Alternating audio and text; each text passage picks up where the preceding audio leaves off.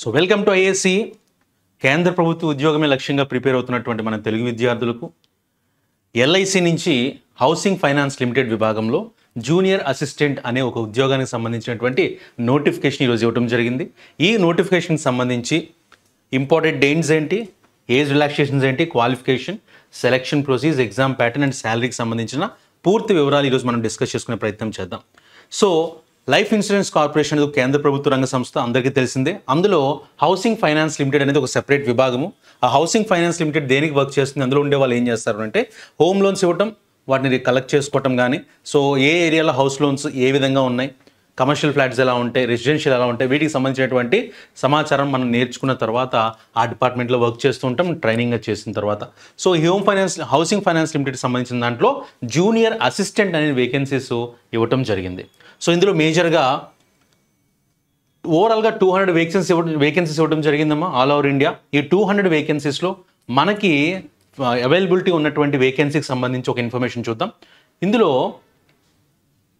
మన state wise vacancies కానీ జాగ్రత్తగా గమనిస్తే తెలంగాణ వాళ్ళకి 31 నెంబర్ ఆఫ్ వేకెన్సీస్ 31 ఉన్నాయి, ఆంధ్రప్రదేశ్ 12 ఉన్నాయి. లాస్ట్ టైం ఒక 9 మాత్రమే ఇవ్వడం జరిగిందమ్మా.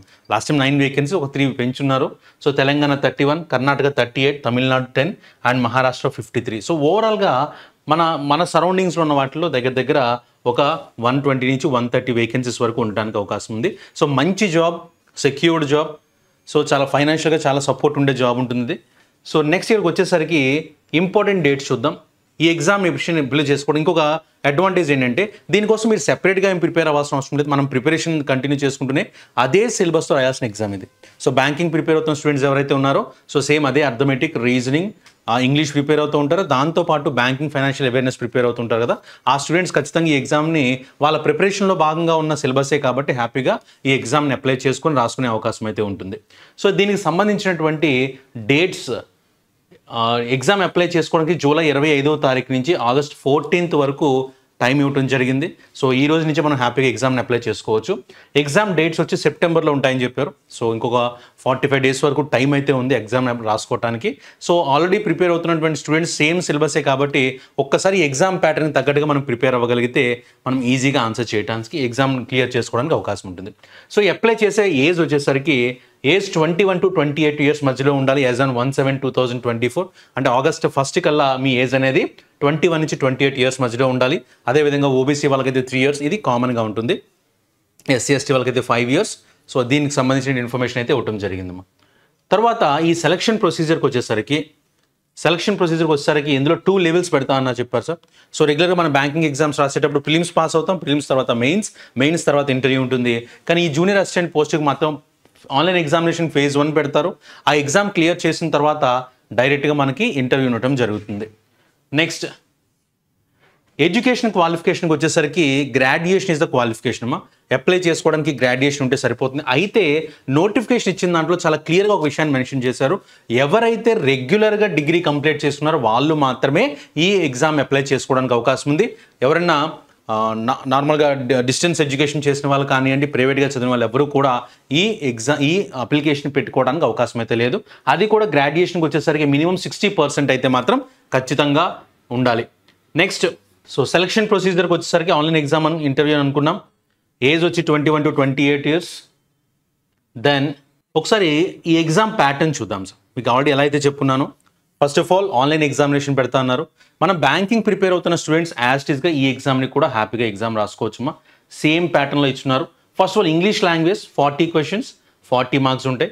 And logical reasoning 40 questions 40 marks as usual like banking examination ప్యాటర్న్స్లో ఉంటాయి.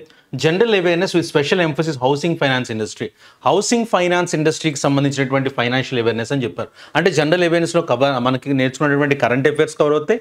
దాంతోపాటు ఆ హౌసింగ్ ఫైనాన్షియల్ అవేర్నెస్కి సంబంధించినటువంటి కొంత సబ్జెక్ట్ అనేది యాడ్ అవడం జరుగుతుంది. దానికి సంబంధించినటువంటి ట్రైనింగ్ కూడా మన వైపు నుంచి సపోర్ట్ అయితే మన స్టూడెంట్స్కి ఉంటుంది. నెక్స్ట్ న్యూమరికల్ ఎబిలిటీ, క్వాంటిటీకి సంబంధించిన ఇన్ఫర్మేషన్ ఇచ్చారు. కంప్యూటర్ స్కిల్ కూడా 40 క్వశ్చన్స్ ఉండాలి. 40 మార్క్స్ 40 క్వశ్చన్స్ 40 మార్క్స్ ఇస్తా అని చెప్పారు. సో కంప్యూటర్స్ కూడా విధిగా ఎగ్జామ్ పెట్టడానికి అవకాశం ఉంది. సో ఓవరాల్గా మనకున్న సబ్జెక్ట్స్లో మనం ఏదైతే ఇప్పుడు ఐబీపీఎస్ ఆర్ఆర్బీ ప్రిపేర్ అవుతున్నప్పుడు కూడా maths, reasoning, English, current computer aptitude ఇవన్నీ నేర్చుకుంటాం. సేమ్ అదే విధంగా ఇక్కడ కూడా ఇవ్వడం జరిగిందమ్మా.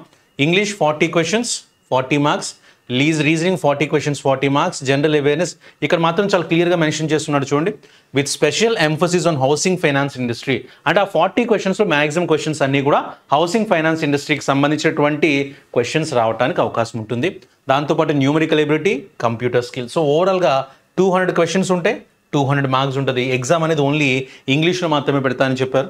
అండ్ టైం వచ్చి 2 అవర్స్ ఉంటుందమ్మా. సో 200 క్వశ్చన్స్ మనకి 2 మార్క్స్. సో 200 క్వశ్చన్స్ ఉంటే 200 మార్క్స్. సో మనకి టైం వచ్చి 2 అవర్స్ టైం. సో మన బ్యాంకింగ్ ఎలా అయితే ప్రిపేర్ అవుతామో సో అదే విధంగా చేసుకుంటే అక్కడ 100 క్వశ్చన్స్కి 60 మినిట్స్ టైం ఇస్తే 200 క్వశ్చన్స్ 200 అంటే ఇంకా ఆల్మోస్ట్ లైక్ మన మెయిన్స్ ఎగ్జామ్ రాసినట్టే ఉంటుంది. Right sir. నెక్స్ట్ శాలరీ విషయానికి వచ్చేసరికి ఇది హౌసింగ్ ఫైనాన్స్ జూనియర్ అసిస్టెంట్గా మనకు పోస్టింగ్ వచ్చిన దాన్ని బట్టి ఏ సిటీలో అయితే పోస్టింగ్ వస్తుందో ఆ సిటీ ప్రకారము మన శాలరీ అనేది వేరీ అవుతుంది. ఆ శాలరీ కూడా 32,000 నుంచి 35,200 మధ్యలో ఉండటానికి అవకాశం ఉంది. సో అది కూడా depending upon the place of posting, city category based అని ఇచ్చారు. సో సిటీ 1 అయితే 32, సిటీ 1 అయితే కొంచెం ఎక్కువ ఉంటుంది. అలా తగ్గుతున్న కొద్దీ శాలరీ తక్కువ రావడానికి అవకాశం ఉంటుంది. Every year based on quarterly annual performance employee will be eligible for increment up to 10% on the total annual salary అని ఇచ్చారు. సో దీంట్లో ఏంటంటే మన వర్క్ స్ట్రక్చర్ కానివ్వండి, మన వర్క్ పెర్ఫార్మెన్స్ బేస్ చేసుకొని మాత్రమే ఇంక్రిమెంట్స్ అనేది ఉంటుంది. మన శాలరీలో 10% వరకు ఇంక్రిమెంట్ రావడానికి అవకాశం ఉంటుంది. సో మంచి కాంపిటేటివ్ ఎన్విరాన్మెంట్లో జాబ్ అనేది ఉండడానికి అవకాశం ఉంటుందమ్మా.